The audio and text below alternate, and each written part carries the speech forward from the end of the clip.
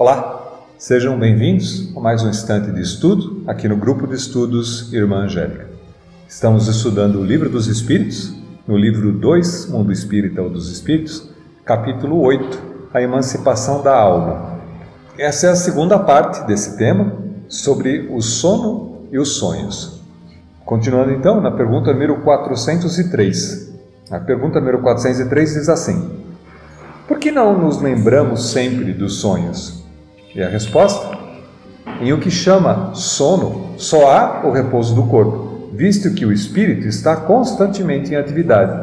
Recobra durante o sono um pouco da sua liberdade e se corresponde com os que lhe são caros, quer nesse mundo, quer nos outros. Mas, como é pesada e grosseira a matéria que o compõe, o corpo dificilmente conserva as impressões que o espírito recebeu, porque a este não chegaram por intermédio dos órgãos corporais.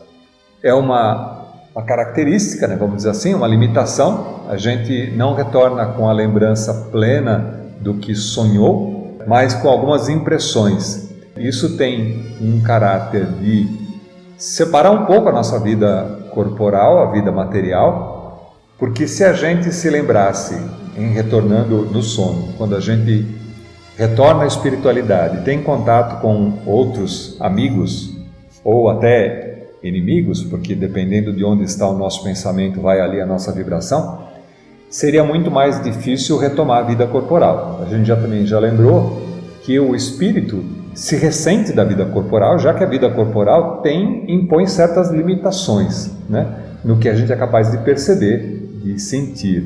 Então é muito melhor para o espírito estar desencarnado do que encarnado. Então essa divisão, essa separação da não lembrança da vida extracorpórea, da vida enquanto dormindo, vamos dizer assim, que é onde o espírito ganha uma certa mobilidade. Você imagina como seria muito mais penoso se a gente de manhã acordasse, que a gente ter um sonho maravilhoso, que nós encontramos amigos, que nós fomos para lugares muito agradáveis, muito mais agradáveis do que aqueles que a gente enfrenta com os problemas aqui na Terra. Que facilmente ia acontecer, muita gente só ia querer dormir, não ia querer viver, não ia querer passar pela vida corporal, não ia querer cumprir os compromissos que a gente tem aqui enquanto vida encarnada, só querendo viver no mundo dos sonos, no mundo dos sonhos. Então existe uma separação bastante clara. O espírito, quando retorna do sonho, para a vida material, quando acorda no dia seguinte, traz algumas lembranças em relação àquilo que aconteceu durante esse período, e que essas lembranças são sinais daquilo que a gente deve proceder naquele dia que se inicia. Então, se a gente se treinar, porque também é uma característica, logo que você acorda, você até lembra de alguns sonhos e algumas imagens, mas logo na sequência, quando você entra na movimentação do dia, isso se apaga. Você não lembra mais o que sonhou durante a noite. Então, se você se treinar a acordar mais calmamente, tentar se recordar daquilo que passou durante nos sonhos, você mais facilmente consegue guardar esses sinais, essas impressões que aconteceram durante esse período onde o espírito estava liberto. E aí você consegue aproveitar muito melhor até as mensagens, as conversas que você teve com amigos desencarnados. Logicamente, como a gente também já disse, como o interesse é que demanda para onde vai o nosso espírito, você pode também não ter sensações muito boas se o teu pensamento, se a tua vibração, se os teus interesses não são muito lá edificados, vamos dizer assim, se são ligados mais a fazer coisas que você não pôde fazer durante o tempo encarnado, porque você estava limitado, porque isso traria consequências para você se você as fizesse. Então você pode recolher também dali, de acordo com seus interesses, impressões não muito boas. Pergunta número 404 diz assim: que se deve pensar das significações atribuídas aos sonhos? Isso é uma grande questão, E a resposta: os sonhos não são verdadeiros como o entendem os ledores da Buena Dicha. Buena Dicha é leitores de sorte, É uma maneira diferente de falar aqueles que são os adivinhos, que fazem através de uma manipulação, fazem a leitura, tipo leitura de carta, leitura de mão e coisas desse tipo, Então, os sonhos não são verdadeiros como os entendem os leitores da Buena Dicha, pois fora absurdo crer-se que sonhar com tal coisa anuncia tal outra. A gente tem um interesse bastante grande, pelo número de perguntas e pela insistência das perguntas, em tentar adivinhar através daquilo que sonhou qual é a mensagem que estava sendo passada. Então, quer seja do bicho com que você vai jogar e tentar ganhar na loteria e se dar bem financeiramente, quer tentar interpretar as mensagens que são passadas no sonho através da interpretação de sonhei com cobra, sonhei com escada, sonhei com... E eu estava comentando na última sessão que estou lendo um livro específico sobre sonhos, interpretação de sonhos sob o ponto de vista científico. Como é que os neurocientistas de hoje entendem esse processo de por que a gente sonha e com o que a gente sonha. E uma das questões mais discutidas é que o material que é fruto para os nossos sonhos é aquele com que esteve a nossa preocupação, com que esteve os nossos interesses no dia. Então, muitas vezes, o inconsciente traz para a gente algumas imagens, alguns sinais, mas que devem ser interpretados segundo a interpretação pessoal. Então, o que aquela, não exatamente a imagem ou o contexto, a história que aconteceu, mas que sensação que aquele sonho te traz. E a sensação deveria ser interpretada. O que casa também com essa significação que dá o Livro dos Espíritos.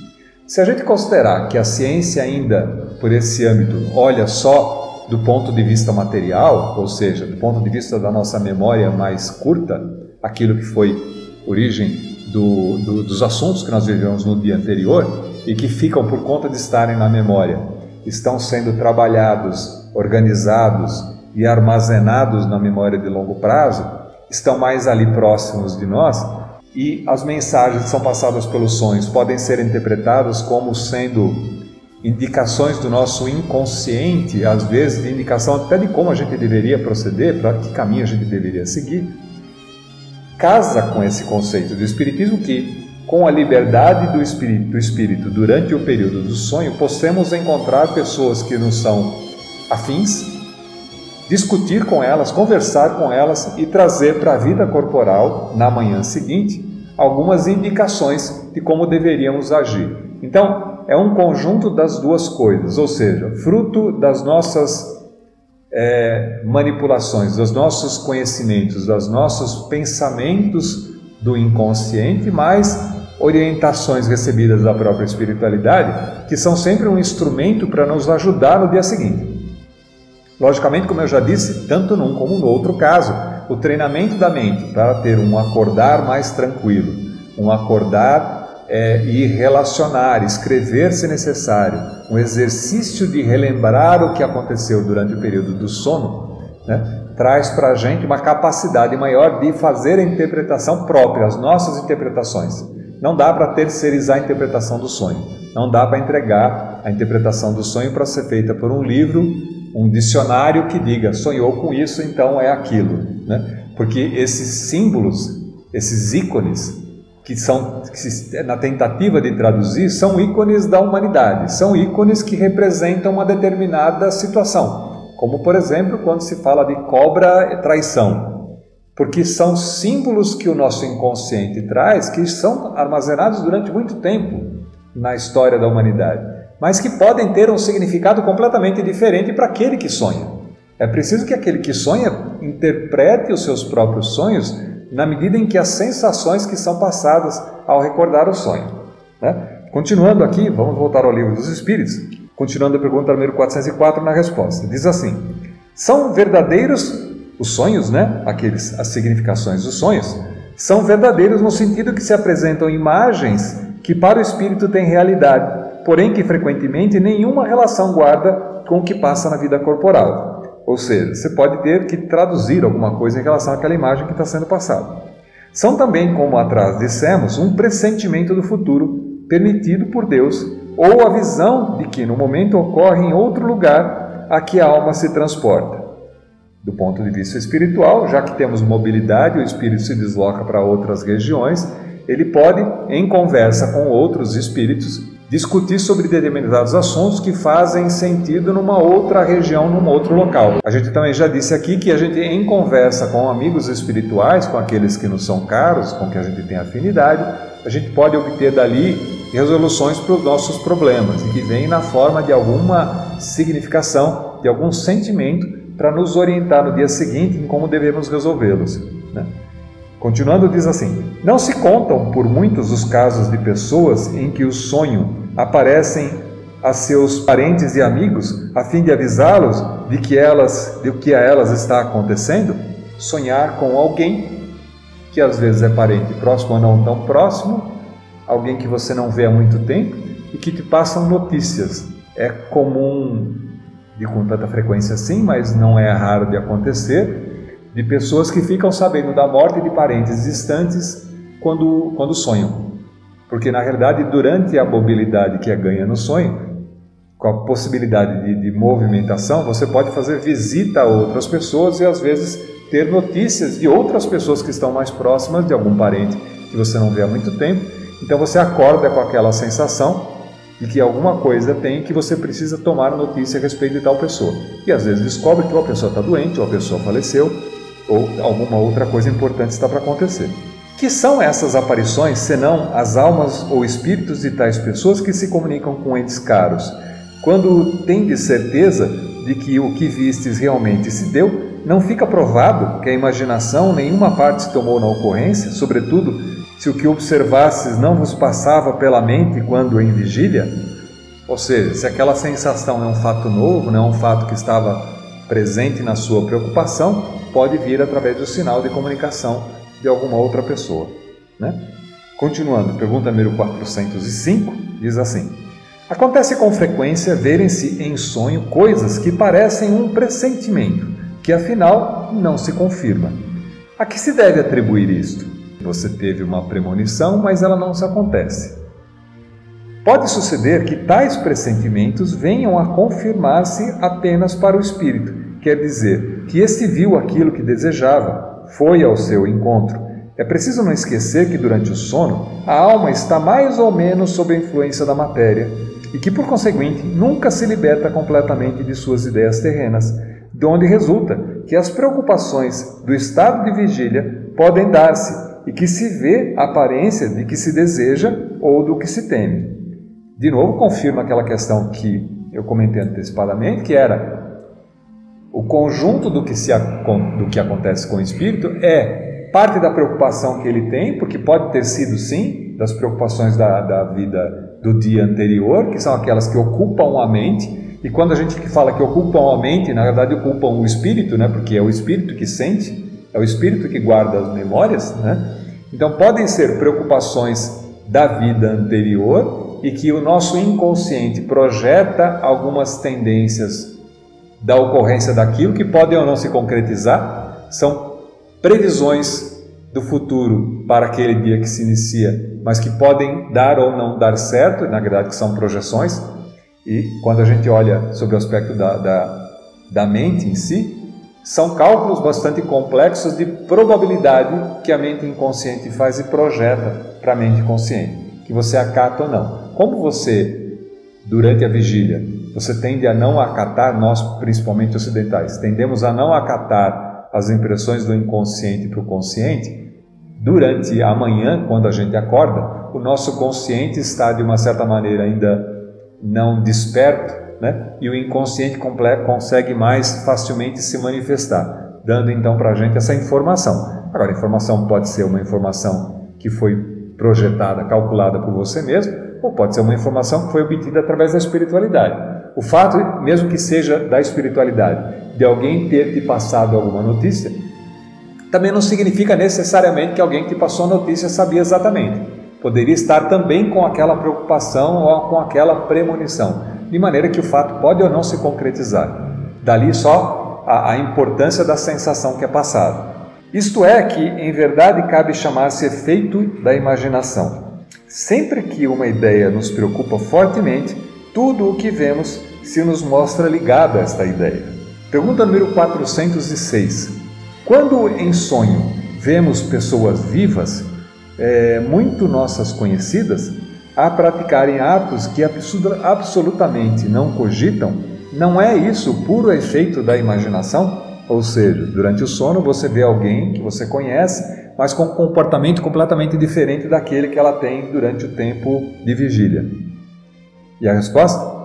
De que absolutamente não cogitam, dizes, que sabes a tal respeito.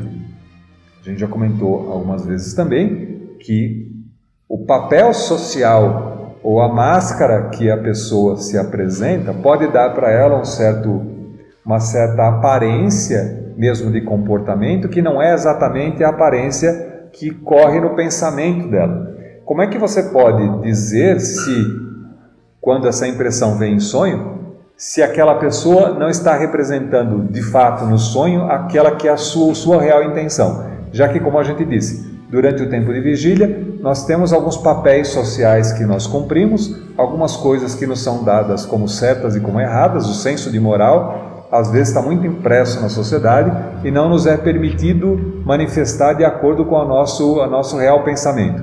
Então a gente executa papéis e fica muitas vezes bloqueado em se manifestar de maneira diferente. Durante o período do sono, durante o sonho, já que o espírito ganha mobilidade, ele ganha também essa possibilidade de se manifestar mais plenamente, mais com as suas características reais, verdadeiras, sem aquela máscara, sem o peso que existe naquela condensação do papel papel social que lhe é dado.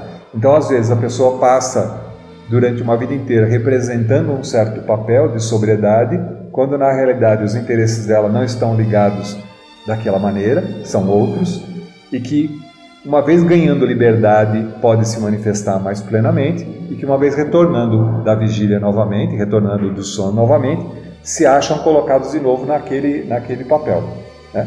Então isso explica porque essas diferenças às vezes de comportamento entre aquilo que se percebe no sonho e o que está na vida real. Os espíritos dessas pessoas, dessas que se mostram de maneira diferente, vêm visitar o teu como o teu os vai visitar, sem que saibas sempre o que eles pensam. Ademais, não é raro atribuir-lhes de acordo com o que desejais a pessoas que conheceis o que se deu ou que se está dando em outras existências. Cabe aqui uma pequena reflexão, né? O espírito continua sendo espírito. E embora a gente, como comentei, tenha um certo papel, um certo script que a gente representa na vida encarnada e que não se mostra tanto plenamente, também não significa que uma vez o espírito mais liberto em estado de sono ou sonho vá representar plenamente todos os seus papéis. Continua sendo o mesmo espírito. Então aquele espírito pode continuar, senão todo mundo seria bonzinho desencarnado, fora do sono, né? Todo mundo que estivesse dormindo seria bonzinho, ou representaria a sua verdade plena. E a gente sabe que ao espírito é dado segundo o seu grau de evolução, o seu grau de influência. Somos pessoas. Então não significa dizer que o espírito que está com o qual você encontra durante o sono ou sonho vai ser exatamente ou verdadeiramente o que ele é. Vai depender das intenções dele, vai depender de como ele é como espírito, né? E, lógico, ele tem menos travas, menos condicionamentos que são dados pela vida corporal, já que a representação do papel é muito mais forte na vida encarnada, na vida social, mas também não quer dizer que ele não tenha outros interesses. Por exemplo, um espírito que tem alguém que tem por tendência mentir ou enganar as pessoas, não se pode esperar que uma vez que ele esteja durante o sono ou sonho, não tenha essa tendência, ou que uma vez que desencarne, não tenha mais essa tendência, né?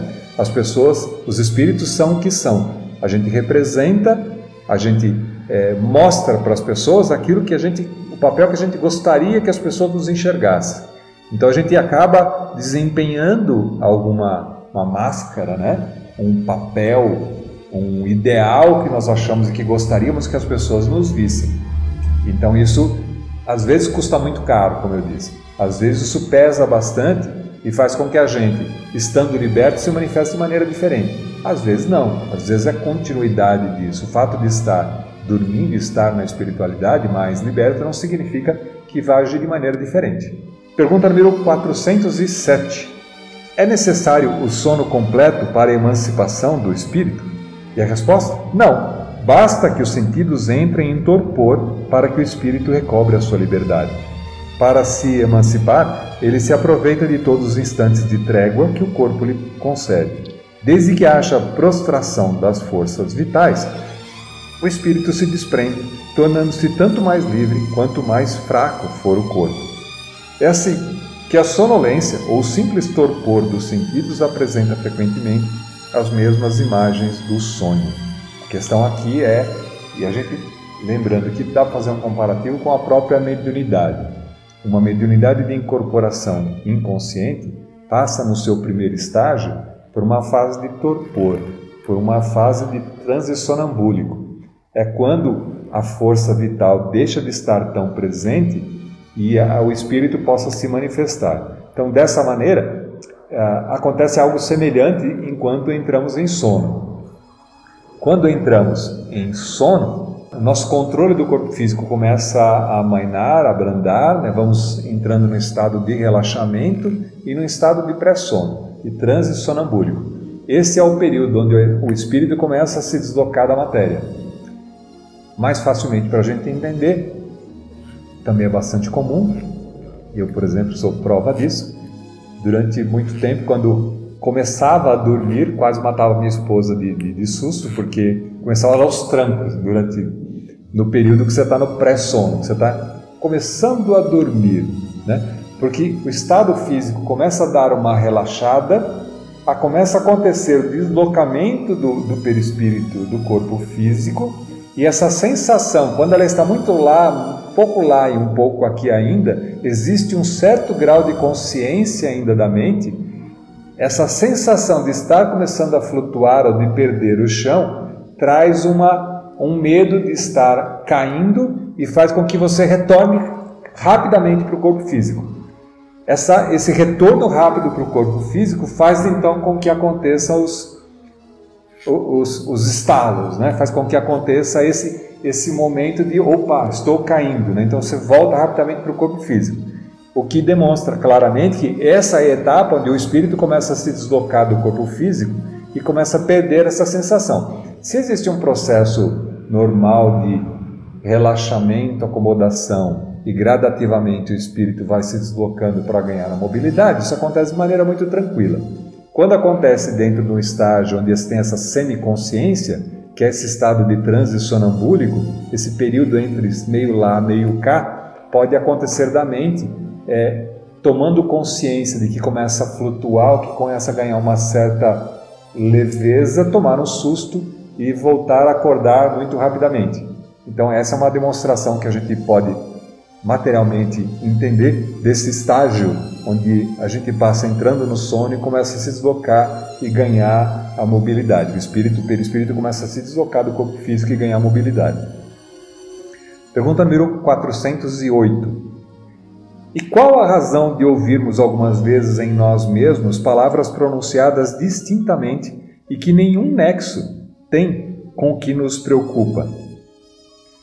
É fato. Ouvis até mesmo frases inteiras, principalmente quando os sentidos começam a entorpecer-se. É quase sempre fraco eco do que diz um espírito que convosco se quer comunicar. Para a gente entender, como se já tivesse alguém querendo conversar com a gente no período em que a gente está se deslocando. A matéria ainda tem uma certa consciência, guarda uma certa impressão da mensagem que está sendo passada, embora de uma maneira bastante irregular. Então parece que não é de você, é alguma coisa parecida com o que a gente diz quando acontece o processo de a mediunidade de audição começa a se manifestar, por exemplo. Você começa a ouvir coisas que não têm muito sentido com aquilo que está na sua cabeça, mas é uma comunicação que está acontecendo no ponto do contato do perispírito. É perispírito a perispírito. A mensagem está sendo passada de uma outra entidade para você através do perispírito. Se existe uma ligação muito próxima ainda do corpo físico, ela vem parar no cérebro. Então você percebe conscientemente aquela mensagem. Pergunta número 409. Doutras vezes, num estado que ainda não é bem o de adormecimento, estando com os olhos fechados, vemos imagens distintas, figuras cujas mínimas particularidades percebemos, que há aí efeito de visão ou de imaginação. Resposta: estando entorpecido o corpo, o espírito trata de desprender-se, transporta-se e vê. Já se fosse sono completo, haveria sonho. Essa presença meio... E de novo, a questão aqui. Lendo esse efeito, nos parece muito o efeito da mediunidade se manifestando, que é a comunicação que o ser tem de alguma coisa que está sendo passado e que não está num estado de entorpecimento, né? É um conhecimento que se dá a nível material, e aí, a depender do tipo de mediunidade, né? Mediunidade consciente, semiconsciente ou inconsciente. Quando no desenvolvimento da mediunidade, a mediunidade começa a se manifestar e as comunicações, elas são, por exemplo, semiconsciente, onde existe esse estado de semi-torpor, a mensagem é captada pelo consciente de alguma maneira mais leve, mais fraca e não completa. Na mediunidade consciente, o espírito encarnado, quer dizer, aquele ser que está encarnado, servindo de mediunidade, através da sua mediunidade, para a comunicação de um espírito desencarnado, tem plena consciência das mensagens que estão passando. No estado aqui, todos nós, já que estamos nesse momento de transição entre sono e sonho, temos um pouco dessa característica, já que, sendo espíritos semideslocados do corpo físico, temos a manifestação do perispírito para perispírito, ou seja, a mensagem está sendo passada, e por um breve contato ainda da mente física ligada ainda com o corpo físico ligado com o perispírito, acaba vindo na consciência. Então a gente acaba percebendo mensagens que estão meio nebulosas, como se estivesse num processo de sonho. Pergunta número 410.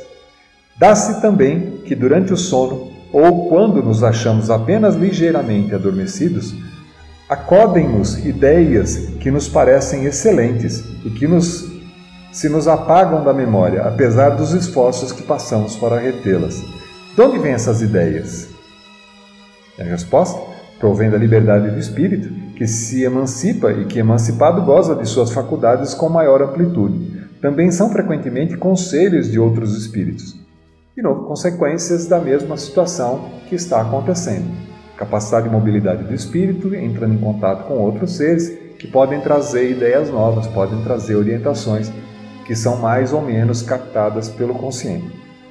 Item A da pergunta 410. De que servem essas ideias e esses conselhos, desde que por esquecê-los não os podemos aproveitar? Essas ideias, em regra, mais que dizem respeito ao mundo dos espíritos do que ao mundo corpóreo. Pouco importa que comumente o espírito as esqueça, quando unido ao corpo, na ocasião oportuna, voltar-lhe-ão como inspiração de momento. Senão, não teria muito sentido o fato de a gente ter capacidade de convivência com espíritos amigos com os quais a gente discute certos assuntos que nos são importantes, que são da nossa preocupação na espiritualidade. Se todas as vezes que a gente voltasse para a matéria, a gente esquecesse tudo, esse bate-papo na espiritualidade durante o sonho seria desperdiçado completamente, né?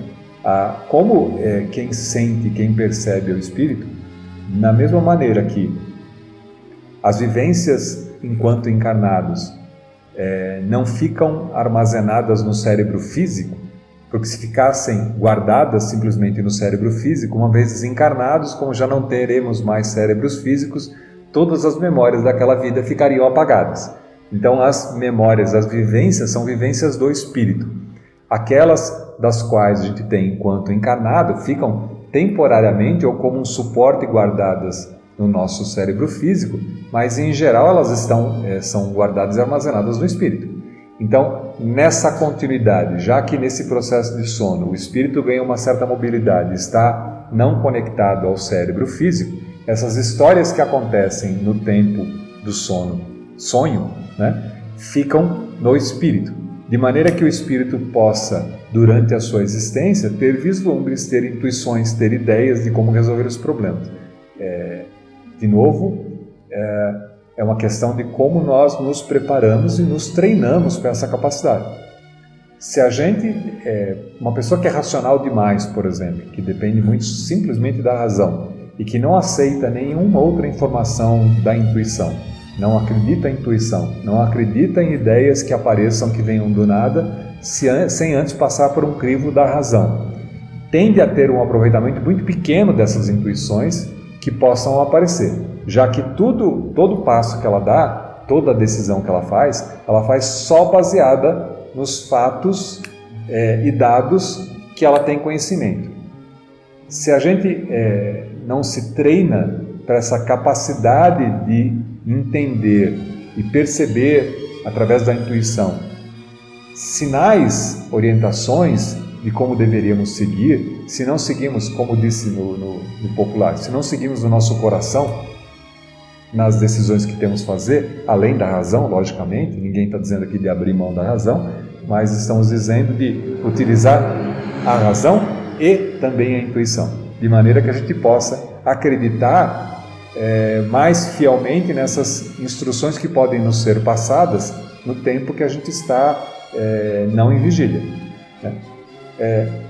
Lembrei de um exemplo, de uma história que me contaram há muito tempo atrás, de um antropólogo que, fazendo um estudo numa tribo indígena, se deslocou e ficou morando durante algum tempo com essa tribo na Amazônia e ficou estudando os hábitos dessa tribo. Ele estava interessado em fazer estudo de antropologia sobre aqueles que moravam lá e percebe que, em dado momento, os índios saíam para caçar. Pescar, iam atrás de comida, né? E as índias ficavam na aldeia, tomando conta das coisas. Só que não se sabia, não era combinado, ou pelo menos não se tinha notícia, de que falasse assim, vamos demorar 2 dias. Eles saíam para caçar. Às vezes a caça acontecia mais rápido, às vezes demoravam dias, às vezes passavam semanas fora, de maneira que não tinha muito bem estabelecido, não era um combinado, assim, vamos voltar no dia 25 às 3 horas da tarde. Não tem essa, o índio não carregava relógio, não tem essa preocupação. E o estranho disso tudo é que ele percebia, num determinado dia, o pessoal da aldeia começando a se movimentar e preparando a fogueira, ou indo na horta, recolhendo mandioca e começando a preparar, recolhendo vegetais e começar a preparar a alimentação. E aí, curioso, ele foi perguntar, falou, escuta, o que está acontecendo? Não, que os índios já estão voltando. Tá, mas como é que você sabe? Alguém avisou? Não, a gente sabe, eles estão voltando, né? Mas por que você está armando a fogueira hoje? Não, porque eles conseguiram caça. A gente está preparando a fogueira para assar a caça. Aí no dia seguinte, preparando a mandioca. Eu falei, escuta, mas qual a diferença? Eu não entendo por que você está perguntando isso. Eu falei, a gente sabe. E aí a grande discussão e a grande hipótese que ele colocou na época, fazendo esse entendimento, é que nós, homens, mulheres ocidentais, estamos muito treinados na razão, no que é fato, naquilo que é material, e perdemos a nossa capacidade de conexão com coisas que são muito mais intuitivas, com sinais que são muito mais sutis, né? E que os índios, talvez por não terem um treinamento tão grande na racionalidade, conservavam ainda mais facilmente essa comunicação que não é uma comunicação material.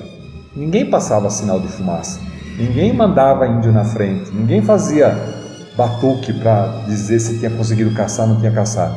Simplesmente a comunidade sabia que aquilo estava acontecendo. Então, qual que é o resgate disso? É que a gente precisa a ideia, isso é muito mais comum nas culturas orientais. A cultura oriental, já desde muito cedo, favorece e enaltece esse processo da intuição. De maneira que o resgate da consciência e da maneira como se percebe as coisas é muito mais utilizado do que nós ocidentais.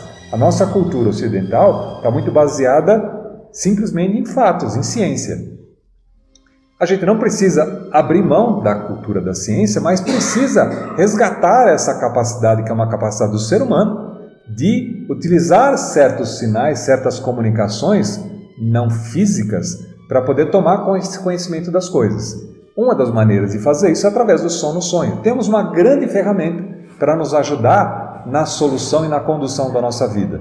Temos uma infinidade de amigos na espiritualidade que nos ajudam e nos auxiliam, com os quais a gente conversa e pode acessar durante o período do sono-sonho, como também durante o período da vigília. Se a gente, através da mente, e para que serve a oração? Se não para isso, para elevar o nosso pensamento e colocar a nossa vibração num certo nível de conexão com amigos espirituais que têm o interesse em nos ajudar e nos favorecer. Quando a gente treina isso, essa capacidade, começamos a ficar cada vez mais permeáveis a essas informações, a essas intuições, e podemos, de uma maneira muito mais leve, ter a nossa existência, viver a nossa existência, com menos orgulho, com mais humildade e com mais capacidade orgânica até de viver as coisas. Então isso, contei essa história porque isso casa um pouco com esse assunto do qual a gente está dizendo. Pergunta número 411. Estando desprendido da matéria e atuando como espírito, sabe o espírito encarnado qual será a época da sua morte? Então, lembrando aqui, quando você está em período de sono-sonho, você toma consciência e sabe antecipar qual vai ser a data da sua morte, já que você, como espírito, está mais liberto da matéria e tem uma consciência mais ampliada? É a resposta. Acontece pressenti-la. Também sucede ter plena consciência dessa época, o que dá lugar a que, em estado de vigília, tenha a intuição do fato. Por isso é que algumas pessoas preveem com grande exatidão a data em que irão morrer. É bastante interessante, algumas culturas, principalmente as orientais, em algumas filosofias, algumas pessoas que são mais dedicadas a esse tipo de desenvolvimento, como os gurus, os sadhus, os homens santos, já mais de uma vez eu já vi declarações de que eles sabiam e se concretizaram exatamente a data e o horário da sua partida. Por quê? Porque treinaram a ter contato com a espiritualidade dessa maneira e tomar consciência, e tinham capacidade plena de se antecipar nessas situações e prever, então tentar resolver todas as coisas, de maneira que isso não fosse prejudicial à sua própria existência material. Assim, só tem uma verdade, Quanto mais dia passa, mais próximo chega o nosso desencarne. Quanto mais velhos ficamos, mais próximos estamos de um momento onde a gente vai desencarnar. Estatisticamente, pelo menos. A gente pode desencarnar até no dia seguinte. Mas, se a gente não desencarnou nesse dia, ou é amanhã ou qualquer outro dia na sequência. Então, cada vez se aproxima mais. Quando a gente se preocupa com isso ou toma consciência disso, começamos a direcionar a nossa vida, a nossa atitude, a utilizar melhor esses dias que estão pela frente e vamos tendo essa consciência de que estamos nos aproximando do limiar do desencarne. Estamos ficando mais velhos, estamos ficando mais fracos, alguns órgãos começam a falhar, começam a ter problema. Isso já deveria ser sinal para a nossa própria consciência de a coisa está apertando, um dia está se aproximando. Porque é fato, uma hora dessas eu vou. A gente tenta esquecer esse fato e tenta se envolver em outras coisas para não tomar consciência disso. A maior parte das pessoas tem um medo absurdo da morte e de quando vai desencarnar, quando na realidade é o fato mais certo da vida. Se a gente toma consciência disso e começa a prestar atenção nessas situações, nós temos esse processo muito mais facilitado. Para encerrar, lembrei de um estudo que foi feito há algum tempo atrás. Psicólogos fizeram entrevista com pessoas que estavam próximas do momento da morte. Pessoas doentes terminais, pessoas que saberiam que morreriam em breve, já tinham anunciado o seu desencarne. E perguntar para as pessoas se elas estavam felizes ou que mais atrapalhava. Qual era o tipo de sentimento que elas tinham naquele momento, sabendo que logo iriam desencarnar, porque era fato. E o que eles conseguiram descobrir é que as pessoas que fizeram tudo o que precisavam ter feito na vida, que não tinham pendências, estavam muito mais tranquilas e muito mais conformadas com a situação. Pessoas que haviam deixado muita coisa de lado, que haviam perdido oportunidades de se reatar com outras pessoas, ou de dizer o que pensavam, ou de cuidar e de fazer aquilo que precisavam ter feito, estavam muito mais temerosas, depressivas e às vezes bravas, às vezes tristes, depressivas, porque não teriam tempo de resolver aquelas questões. Então a grande questão disso é: trate todo dia como sendo o seu último dia, tratando as coisas que são mais importantes e mais urgentes para aquilo que você está fazendo. Isso garante que, em que momento a morte acontecer, e ela vai acontecer um dia, né, você estará muito mais tranquilo nesse processo do desencarne, retornando à pátria espiritual, né? Não se trata de antecipar, de cultuar a morte, mas sim, ao contrário, de cultuar a vida, de apreciar a vida e o momento que se vive, garantindo que você fez hoje aquilo que era importante fazer hoje. E amanhã, o que é importante fazer amanhã. O que deu para fazer, deu para fazer. O que não deu para fazer, fica para a próxima, ou para os próximos. Ficamos por aqui, retornamos então na próxima sessão. Tem mais um trecho ainda desse nosso tema, o sono e os sonhos, para a gente poder tratar. Até lá!